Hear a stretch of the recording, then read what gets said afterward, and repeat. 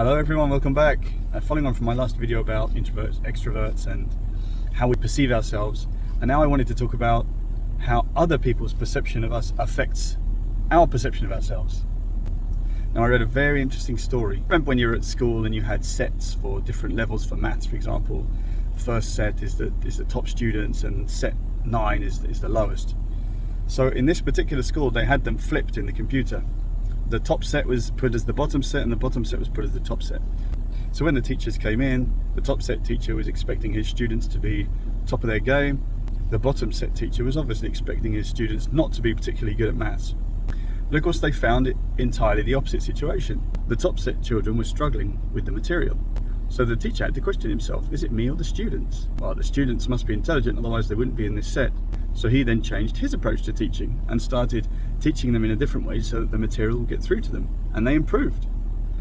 Likewise, the bottom set, he assumed they weren't particularly good and he taught them accordingly and their level dropped. So this goes to show that how we're treated by those who we perceive as authority figures has a huge effect on how we perceive ourselves.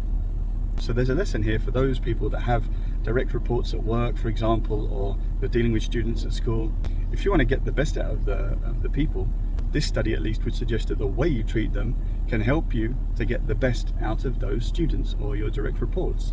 We need to bear that in mind when we're dealing with people. And also we need to reflect on ourselves, the way your boss might treat you, for example. Maybe your boss or your teacher doesn't treat you in the way that you believe is aligned with your capabilities, and so it's then down to us. We have to take responsibility to reprogram ourselves and say, no, we're better than this, we can push ourselves. I'm not going to accept to be the way that I'm being treated. I'm better than this, and obviously in a respectful way, but you know, it's down to us who we want to be.